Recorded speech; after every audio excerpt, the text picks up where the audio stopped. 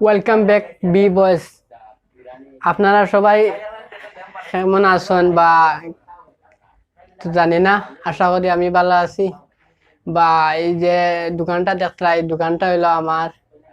আর আমরা বর্তমানে বি ভয়েসের পক্ষ থাকিয়া অন্তরস্থ থাকি শুভেচ্ছা। আর আমরা বর্তমানে বরাক বেলের তরেলাও খুব ঠান্ডা আসলো। এই মানে 2-1 দিন থেকে একটু ঠান্ডা কমার সংখ্যা বোঝা যায়। আর অনেক ঠান্ডাটা লাই কমে আর গরম আইতে আছে।